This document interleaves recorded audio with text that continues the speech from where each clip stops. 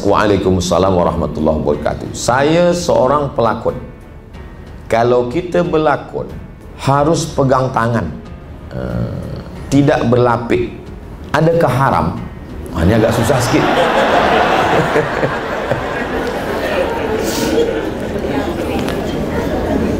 Jadi saya berpegang kepada pendapat tidak menyentuh tangan perempuan yang tak mahram. Jadi saya sampai hari ini bila jumpa jamaah, sebelum dia ulurkan tangan, sebab bila dia ada ulur nanti dia malu di hadapan orang banyak. Tengok dulu, sebelum ulur kita gini dulu. Sebelum dia ulur saya dah gini. Ini yang begini ni tak ada di Maghribi. Ada kawan saya orang Maghribi, kemudian ada seorang perempuan, bila dah dekat dia terus katakan haram. Saya tengok wajah perempuan tu macam malu. Saya rasa-rasa nak gantikan dia. Dia kasihan. Tapi bila kita orang Melayu, kita dah ada cara. Belum dia angkat tangan, kita dah gini.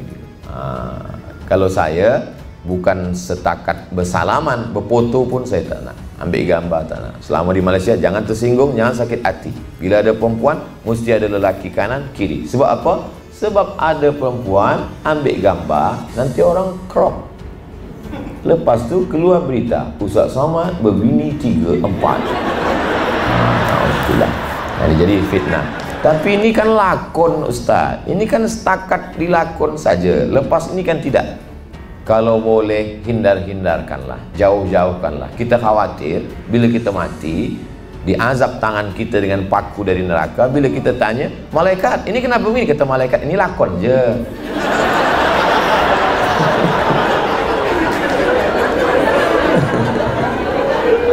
Jadi kalau boleh elak-elakkan. Bila ada yang tawarkan nak filem, baca dulu senario, baca tengok. Ini boleh. Saya ambil filem ni Ustaz. Filem tentang apa? Tentang seorang isteri kena penyakit menular. Dia tak boleh sentuh. Bila dia sentuh, kata isinya, jangan engkau sentuh aku sayang. Aku tak ingin kau mati sebab penyakit ini. Bolehlah, kita carilah. Kita cari. Saya tengok, saya suka tonton filem-filem pendek yang dibuat orang Cina, orang Vietnam, orang Thailand tu banyak. Dia tak ada agama, tapi dia sentuh hati. Dulu ada viral filem tentang seorang yang punya kedai runcit, ada CCTV. Tiap malam ada orang tidur di situ, lalu dia halau, dia marah tiap pagi. Apalah kamu tidur depan kedai saya? Apa? Satu hari dia menangis. Rupanya orang itulah yang menyelamatkan kedai dia. Hati tersentuh. Kenapa kita tak boleh buat filem? Kenapa filem yang kita buat ni mesti ada pegang tangan, pegang pipi, pegang kepala? Ini kalau pun filem, pilih-pilihlah. Orang tua boleh tak? Ustaz Somad kata dia tak ada pegang tangan tu, saya tengok ada dia pegang tangan. Orang tua, saya tua. Tapi nampak muda Ustaz itu. Nampak saya dari jauh tua, rupanya muda. Jadi kita pandai-pandailah memilih, sebab azab ni dia tak tengok lakon ke tak lakon. Mudah-mudahan Allah menyelamatkan kita semua insya-Allah. Bagi orang yang nak berhijrah kepada Islam, macam mana kita tahu yang agama Islam tu adalah yang paling sahih dan betul kalau dibandingkan dengan yang lain-lain? Yang pertama, bahwa Allah mengatakan dalam Quran, Innad dina indallahil Islam. Agama diridai Allah, Islam. Kalau saya tak percayalah pada ayat ini. Jadi kita nak menjelaskan mukjizat-mukjizat dalam Al-Quran itu, maka berapa banyak orang masuk Islam sebab mukjizat.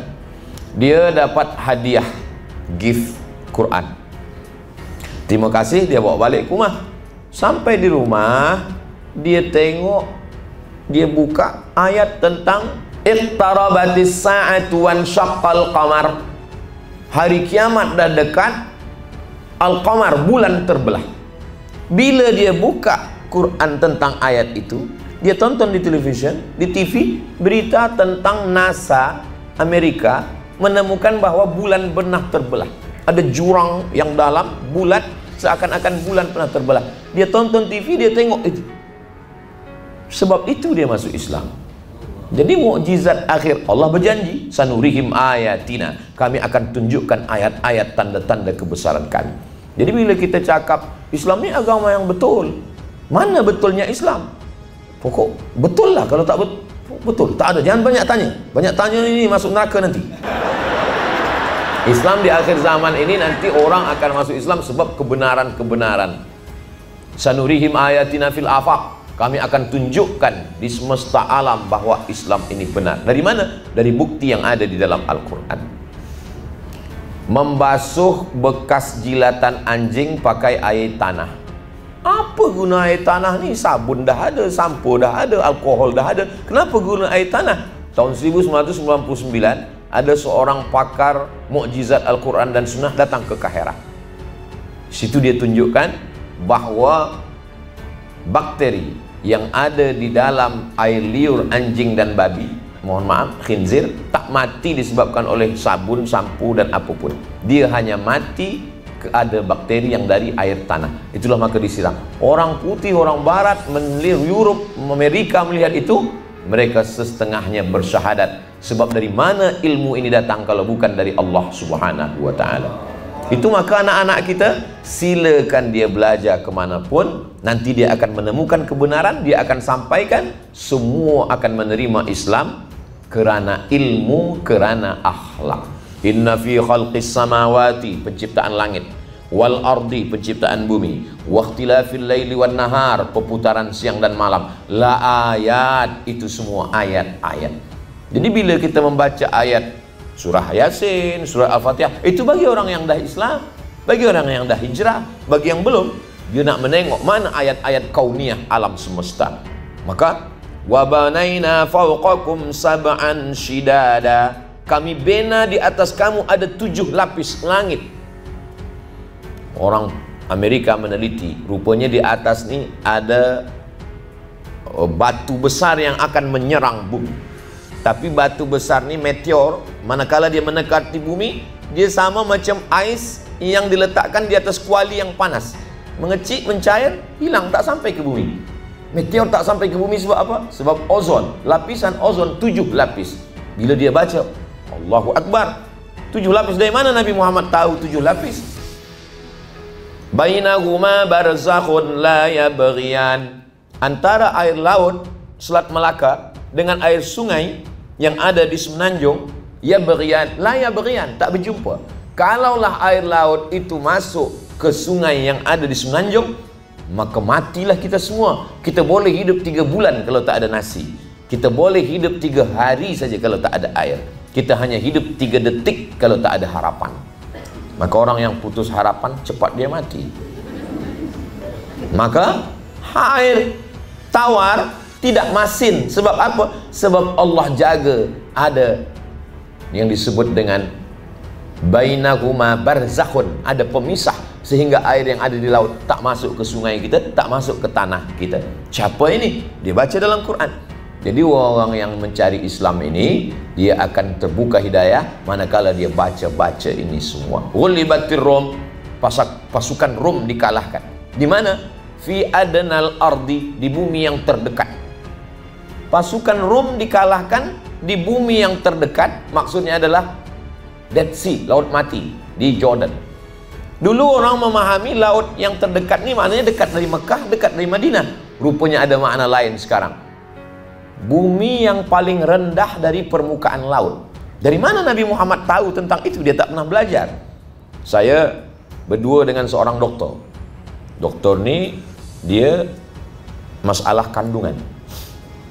Kami bacakanlah ayat, manusia dari nutfah, dari nutfah berubah menjadi alaqah, dari alaqah berubah menjadi mudghah, dari mudghah ini membalut tulang, dari tulang ini nanti menjadi manusia yang sempurna.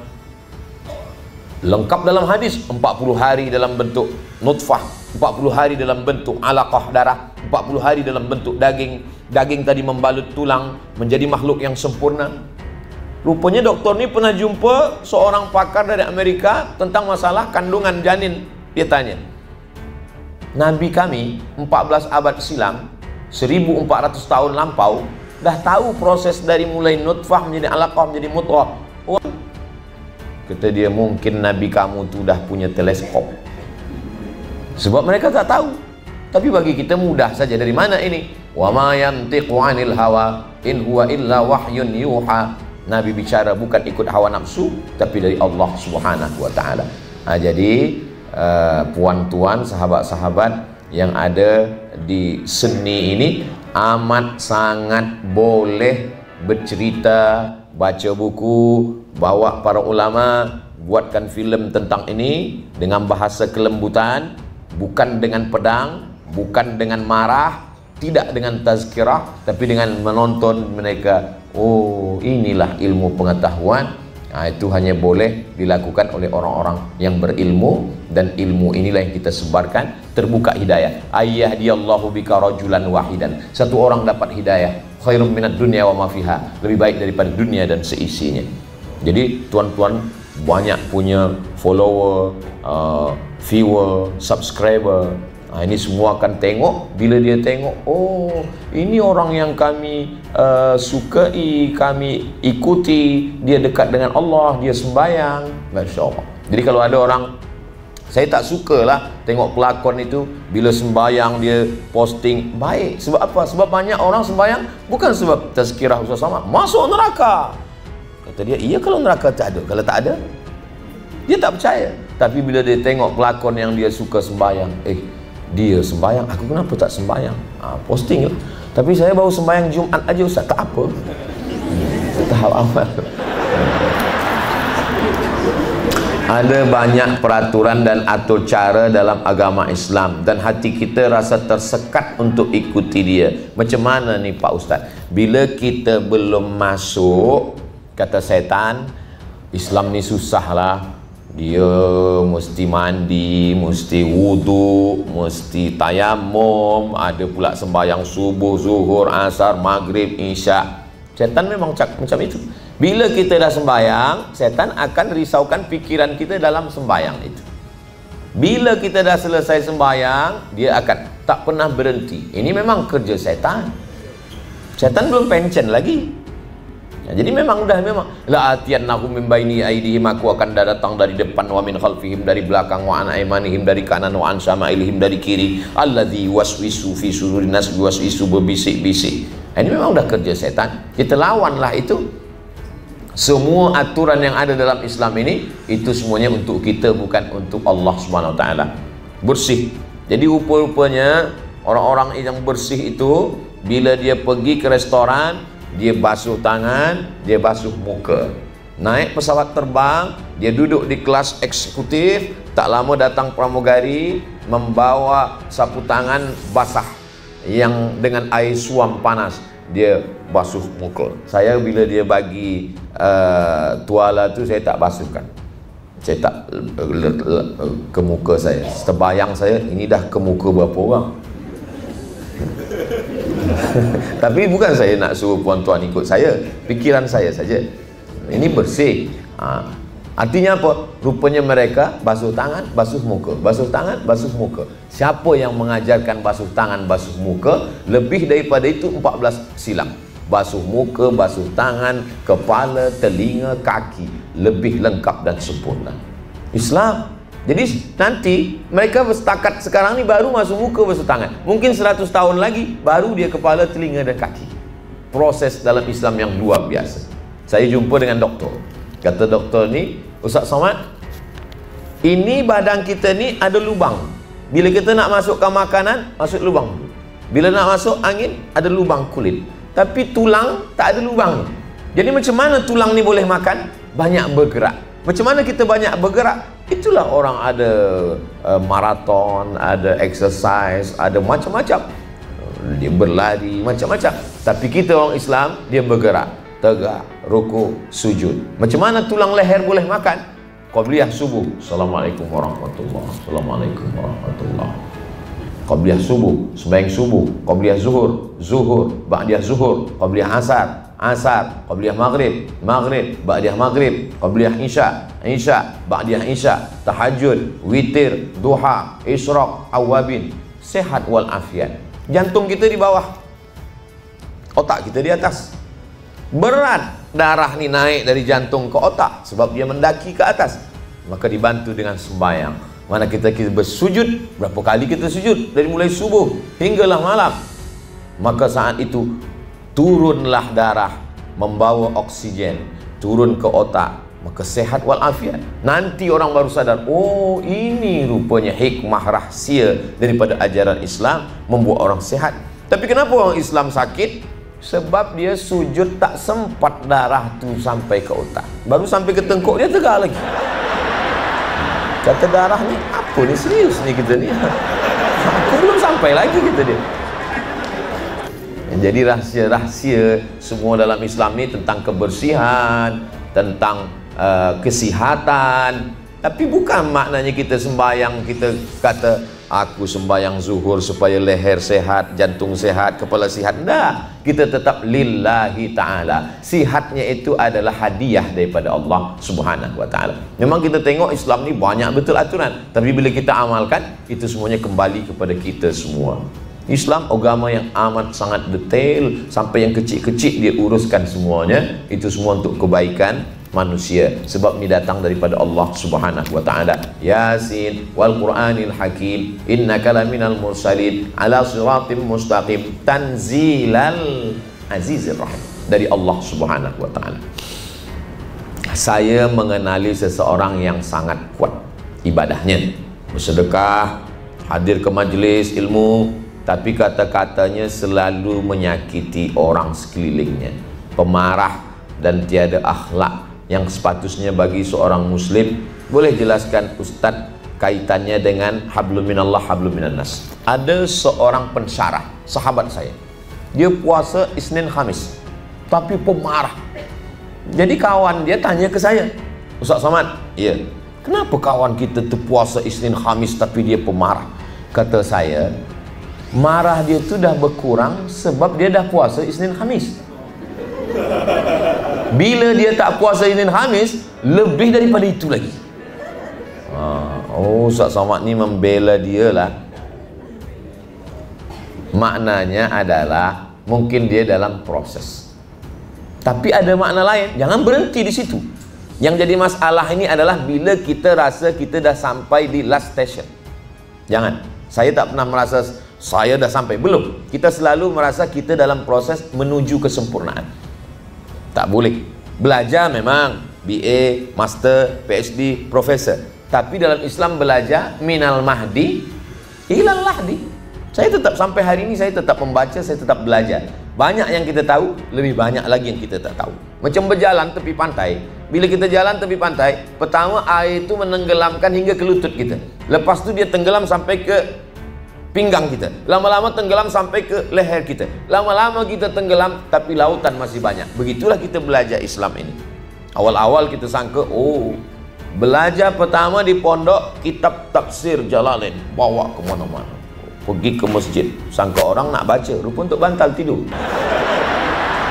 Sampai ke Kaherah kita tengok kitab 1 meter panjang.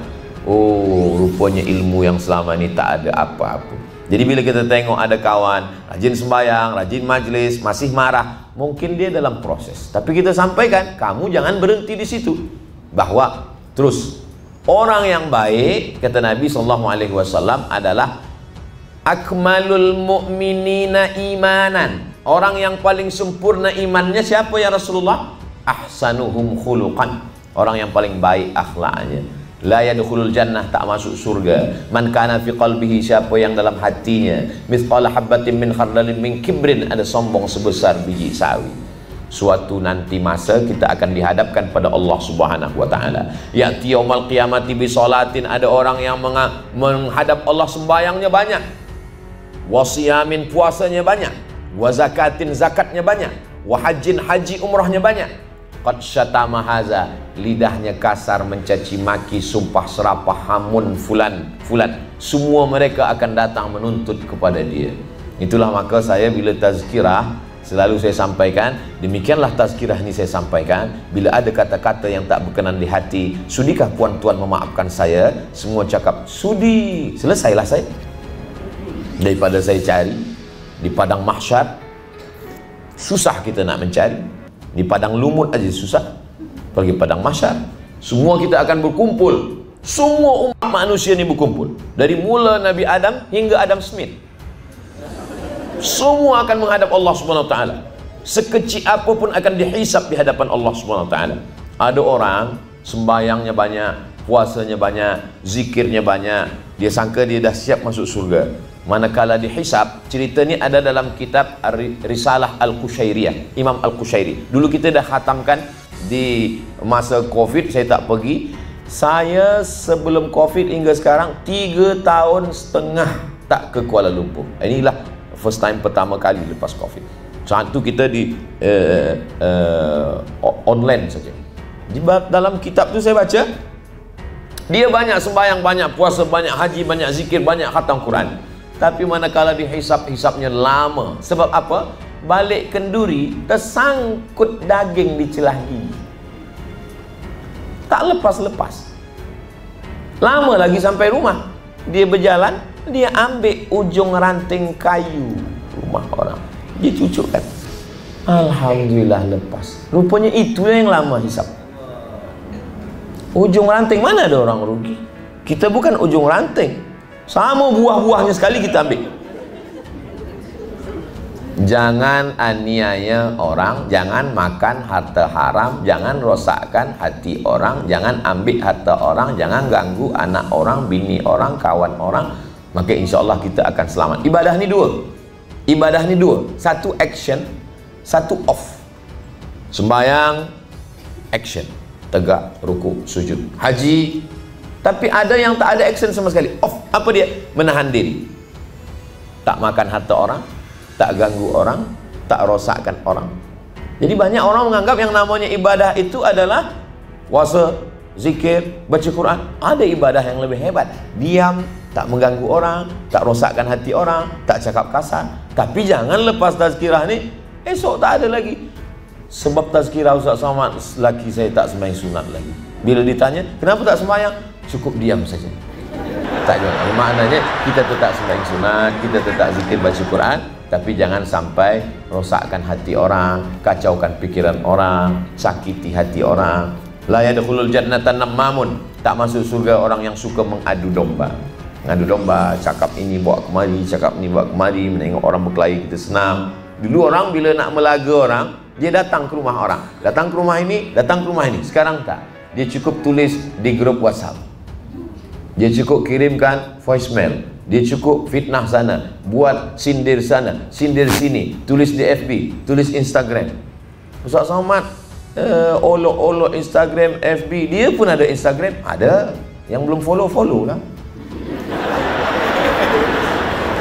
Hablum minallah mesti baik, hablum minan nas juga baik. Ada orang yang sembahyang pagi, petang, siang, malam, tapi tak mau tahu, tak tahu dengan jiran. Apa kata Nabi SAW? Laisa bil mu'min. Dia bukan orang beriman. Siapa itu? Yabitu syab'anan, tidur kenyang. Wajaruhu ila jambihi ja'i'un. Jiran tak makan, dia tak mau tahu. Maka kita mendengar bagaimana dia. Oh, ini ada orang tak makan. Ini ada kepedulian kita menengok orang lain. Soalan untuk Ustaz Somad, bagaimana cara untuk kita selamatkan diri dari fitnah akhir zaman? Ada 3 tempat kita. Yang pertama, tempat tinggal. Yang kedua, tempat bekerja. Yang ketiga, tempat yang tidak di alam nyata. Tempat tinggal, alam nyata. Tempat bekerja, alam nyata. Yang tak nyata ni, alam ghaib. Mana itu? Sosial media. Dia tak nyata. Maka 3 alam ni mesti kita kawan-kawan baik. Di tempat tinggal kita, alhamdulillah Ustaz Somad, tempat tinggal kami ni dekat surau. Baik. Dekat masjid. Saya kereta-kereta ni mahal Ustaz, tapi saya tak pakai. Saya ada motosikal kecil, nak pakai sembahyang ke masjid. Ni. Tempat tinggal. Yang kedua, tempat kerja. Alhamdulillah tempat kerja saya pun orang baik. Di office saya, bila ada sembahyang, saya, awak dah sembahyang? Ayo kita sembahyang dulu. Jom kita pergi. Ini alhamdulillah. Yang ketiga adalah tempat kita. Siapa kawan-kawan kita di Facebook, siapa kawan kita di Instagram, siapa yang ada di grup-grup WhatsApp. Maka kalau ini selamat, maka fitnah akhir zaman kita selamat. Kalau kita ada kawan yang menasihati kita, dia tegah kita dari perbuatan yang tak baik, pegang dia sampai mati, jangan lepaskan. Sebab apa? Sebab susah nak dapat kawan lagi macam ni. Kita tak, sekarang ni kalau zaman dulu mesti datang ke masjid dengar tazkirah. Hari ni kita boleh ulang-ulang tazkirah, kita boleh cut video panjang, boleh kita tonton, boleh kita dengar. Maka insya-Allah di zaman moden akhir zaman ini jalan ke surga mudah, tapi jangan lupa ke neraka lebih mudah. Maka kita kena berhati-hati. Cara terbaik untuk ibu bapa mendidik anak-anak di zaman sekarang yang penuh dengan cabaran, memilih guru yang baik. Guru yang pertama adalah ibunya. Tapi kami ini bukan dalam proses memilih lagi, Ustaz. Kami dah dapat, jagalah yang ada tu. Jaga dia baik-baik. Lepas itu dia didik anak dengan baik. Dia bacakan solawat, dia bacakan sembahyang, dia ajak sembahyang. Lepas itu kita bagi contoh. Anak-anak ni tak boleh kita suruh saja baca Quran, baru sembahyang. Dia baca Quran. Ayah tak sembahyang, ayah dah tua dah. Jadi dia nak tengok contoh, dia nak tengok macam mana kita sembahyang, macam mana baca ayat, macam mana ambil sembahyang.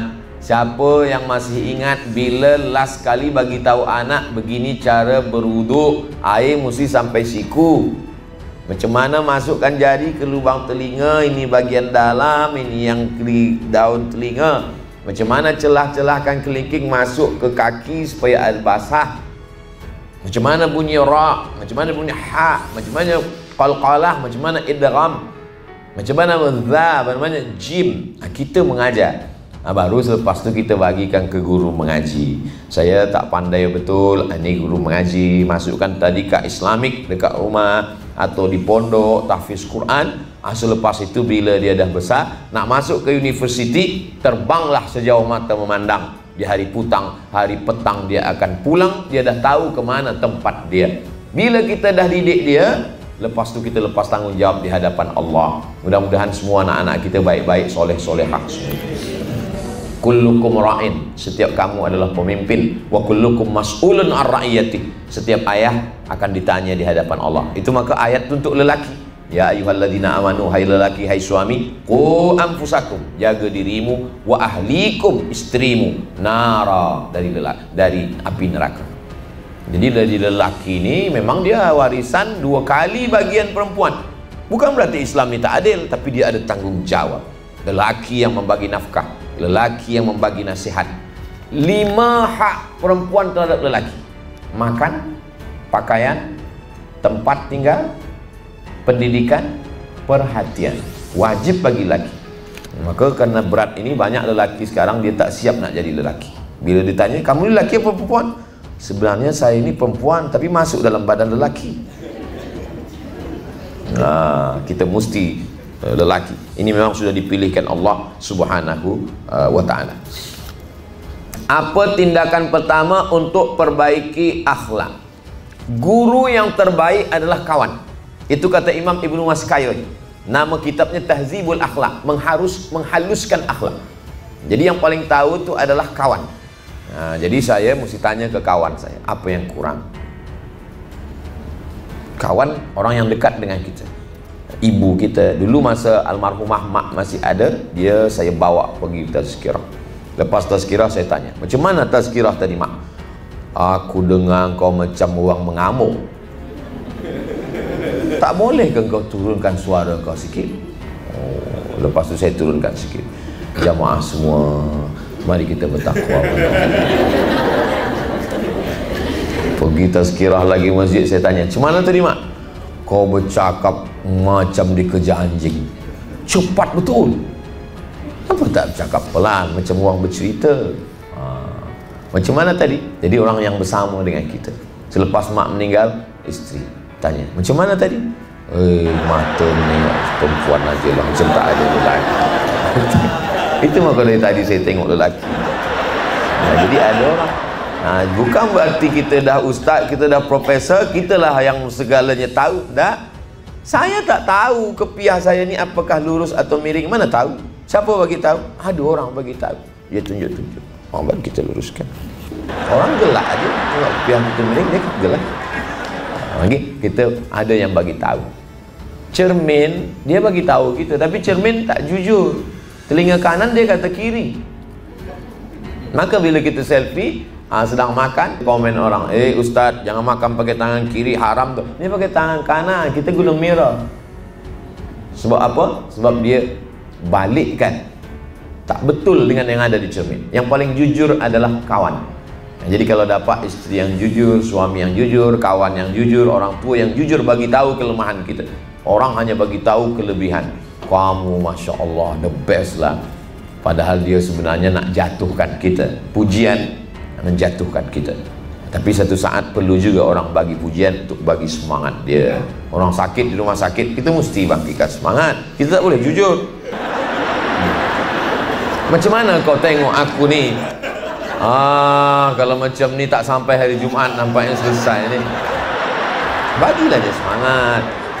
Macam mana saya ni ustaz? Saya dah banyak tempat tengok orang sakit. Sakit macam kau ni tak ada apa-apa. Tapi kata doktor, saya dah doktor tu lebih dulu mati daripada kau. Bangkitkan semangat dia. Ada masanya. Maka kita tanya kawan. Kawan yang paling baik, kawan yang menunjukkan kekurangan kita, yang tidak mengangkat-angkat kita lebih dari tempat kita. Maka ini untuk memperbaiki akhlak kita. Lepas itu barulah kita perbaiki kekurangan kita. Bila kita sakit, kita boleh pergi hospital, kita tanya doktor, saya ini sakit apa doktor? Awak ni sakit ini, sakit ini. Tapi kalau akhlak tak ada. Sampai setakat ni saya belum tahu ada doktor yang boleh menunjukkan akhlak. Doktor kanser ada, doktor tulang ada, doktor kandungan ada, tapi doktor tentang akhlak belum jumpa lagi. Siapa doktor kita? Sebab orang bila tak tahu dia sakit, pagi minum gula, siang minum gula, minum teh gula, minum kopi gula, minum susu guna gula. Tapi bila dia dah tahu dia sakit gula, dia haramkan. Dikasih teh haram. Sebab apa? Dia tahu dah dia dah sakit. Macam mana kita tahu bahawa kita ni tak berakhlak? Ada orang bagi tahu. Bila kita dah tahu, maka insya-Allah. Ustaz Somad, siapa yang bagi tahu Ustaz? Orang-orang yang dekat dengan saya. Saya tanya, apa yang perlu diperbaiki?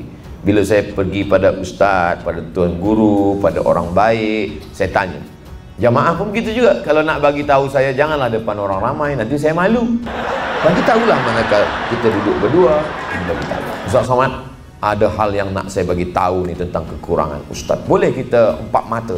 Jangan 4, 3 pun boleh. Kemudian supaya kita aku tak sombong, supaya kita tidak merasa diri kita lebih dari orang lain, maka kita selalu ke tempat orang sakit, tengok orang mati. Saya bila ada dapat kabar ada orang meninggal, saya datang, saya tengok, saya buka tutup muka, saya tengok, saya cium. Saya nak merasakan bagaimana sejuk orang mati. Sama lelaki lah, yang perempuan cium, mengamuk lelaki dia walaupun dah mati. Kita hantar jenazah sampai ke liang lahat. Saya guna mask, saya tutup muka, saya pakai baju, orang tak tahu. Sebab bila orang tahu, saya tak fokus nak tengok orang meninggal. Semua salam, lupa tujuan kita nak tengok orang mati. Tunggu sampai ke liang lahat, tengok ke dalam. Abdul Somad, hari ini kau mengantar mereka, esok hari engkau yang akan diantar. Hari ini kau sapu kepala orang, ini anak yatim, esok anak engkau akan disapu kepalanya, sebab kau akan mati, meninggal dunia. Isteri yang hari ini kita kata kau buah hati belayan jiwa, siang dan malam terbayang-bayang, makan tak kenyang, tidur tak lelap. Bila kita mati, 4 bulan 10 hari saja dia tunggu. Lepas tu dia akan nikah dengan orang yang lebih handsome, lebih muda, lebih segala. Tapi jangan sebab cakap saya ni balik nanti tak mesra lagi. Saya tujuan ni supaya nak ingatkan kita bahawa kita akan mati menghadap Allah. Dengan itu kita akan perbaiki akhlak kita. Setiap bulan mesti saya pergi ke rumah sakit. Tapi tak ada saudara mara kawan yang sakit. Tak apa, tanya. Bila security tanya, nak tengok siapa? Semua nak saya tengok. Siapa suruh? Ustaz Somad. Ini videonya. Kata security, aku pun dah lama kerja tapi tak ambil pelajaran. Sebab tiap hari dah tengok orang sakit, orang mati. Tapi sekarang tiap hari tengok, tak menyentuh hati.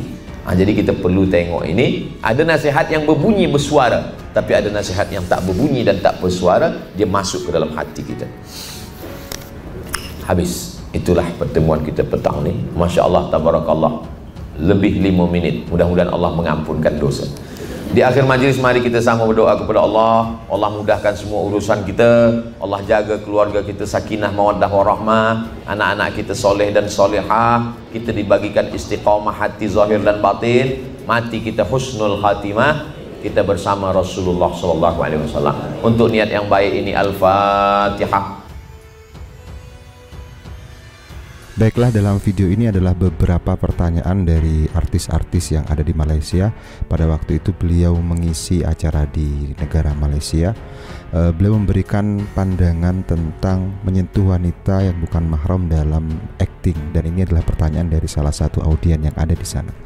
Jadi para artis Malaysia yang keren-keren itu, mereka apakah pernah berpikir tentang bagaimana hukum Islam terhadap perkara yang agak seram dalam dunia acting, macam bab menyentuh tangan wanita yang bukan mahramnya. Dalam bab-bab tertentu juga Ustaz Somad baru-baru ini juga menjelaskan dengan hal yang sangat menarik dan bermanfaat. Dan apa saja itu? Yang pertama adalah menyentuh tangan yang bukan mahram. Bolehkah? Itu pertanyaan dari salah satu dari mereka. Ustaz Abdul Somad memberikan pandangan yang cukup mudah difahami. Beliau menyampaikan di situasi tertentu seperti saat syuting, mungkin dalam bahasa romantis atau film yang ada ada segmen berpegangan tangan, memang boleh menyentuh tangan wanita yang bukan mahram, tetapi ada syarat dan garis panduan yang perlu diikuti. Jangan main sentuh macam itu. Jangan langsung sentuh langsung. Kalau sampai jadi pun fitnah atau godaan itu boleh jadi akan terjadi. Bayangkan kalau kita pegang tangan aktor pendamping kita, yakni pendamping wanita, dengan penuh dramatis sampai penonton berpeluh-peluh menonton, mungkin ada yang tiba-tiba manggil, itu bukan acting, itu memang reality. Jadi penting untuk menjaga perasaan orang lain dan jangan sampai timbul fitnah. Selain dalam Islam juga tidak diperbolehkan menyentuh lawan jenis yang bukan mahramnya. Dan ada banyak sekali ancaman-ancaman nadhiron tentang hal itu. Yang kedua, ada beberapa pertanyaan juga terkait tentang peranan yang sesuai, pilih peranan yang mencerminkan nilai Islam. Ini penting, kata Ustaz Abdul Somad, menekankan bahwa kita sebagai artis perlu berhati-hati memilih peranan. Janganlah main terima aja semua job yang ada.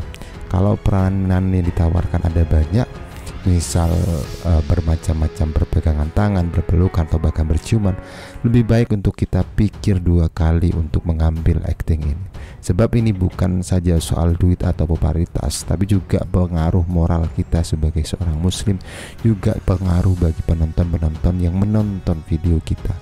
Jadi kalau ada tawaran lakon yang menguji batas atau melewati batas-batas syariat, seperti memegang tangan, berciuman, berpelukan, atau apapun itu, maka baiknya untuk dipikir berkali-kali, karena itu akan berdampak kepada akhirat kita. Baiknya juga kita mengambil peranan-peranan yang positif yang memberikan manfaat kepada masyarakat secara umum dan secara khusus kepada umat-umat Islam. Kemudian juga beliau menyampaikan untuk hati-hati dengan fitnah. Godaan itu boleh datang secara tiba-tiba tanpa ada alarm atau rambu-rambu sebelumnya. Kalau dalam satu segmen itu adegan yang terlalu mesra antara 2 pelakon, antara 2 aktor, itu boleh mengundang fitnah. Mungkin kita rasa oke-oke aja, tapi orang yang di luar sana yang menonton video kita, siapa tahu apa yang ada dalam pikiran mereka. Fitnah itu macam makanan yang sedap, cepat sangat masuk dalam hati orang yang tanpa kita sadari. Jadi apa yang disarankan oleh Ustaz Abdul Somad, hati-hati dalam setiap tindakan. Jangan sampai tindakan kita memberikan gambaran yang salah kepada orang secara umum. Walaupun kita dalam dunia hiburan, kita tetap bertanggung jawab secara moral, akhlak yang baik, utamanya nanti pertanggungjawaban. Sebagaimana hadis menyampaikan bahwa wa'mal ma syi'ta fa innaka majzi'un bih. Lakukan apa yang kamu mau, lakukan apa yang kamu bisa, lakukan apa yang kamu, terserah kamu lah, lakukan apapun, tapi kamu harus ingat fa innaka majzi'un bih, bahwa kamu akan dimintai pertanggungjawaban dan akan dibalas oleh Allah Subhanahu wa taala. Nah, beliau juga menyinggung salah satunya lagi tentang menjaga akhlak dan moral, bukan hanya di luar tapi juga di dalam kehidupan sehari-hari kita. Jadi bukan ketika berakting kita menjaga akhlak, tapi ketika di luar akting kita sembarangan tanpa mengingat, tanpa mau menjaga akhlak kita. Allah Subhanahu wa taala itu melihat setiap apa yang dilakukan sama dengan apa yang dilakukan dengan film, dilakukan di dalam film, itu pasti Allah tahu. Maka jaga diri, jaga adab, jaga akhlak, jaga iman kita. Dunia ini hiburan, mungkin dengan penuh dengan glamor dan hal macamnya, tapi itu hanya sementara. Yang kita kejar adalah keberkahan hidup untuk mendapatkan akhirat yang kekal, yang lebih tentram, yang lebih berkah, yang lebih nyaman buat kita. Jadi untuk artis-artis Malaysia yang sedang bercita-cita untuk jadi hero ataupun heroin, ingatlah nasihat Ustaz Abdul Somad. Pilih peran yang membawa kebaikan, hindari apa yang boleh jadi fitnah. Pastikan apa yang kita buat dalam dunia hiburan memberikan contoh yang baik untuk halayak umum yang menonton video atau film kita. Hiburan boleh jadi tempat untuk mencari rezeki, tapi akhlak dan moral lebih penting dari segala-galanya. Kalau semua itu dijaga, insya Allah bukan hanya peran atau tingkah laku dari aktornya saja yang bermakna, tapi kehidupan kita pun diberkati oleh Allah Subhanahu wa Ta'ala.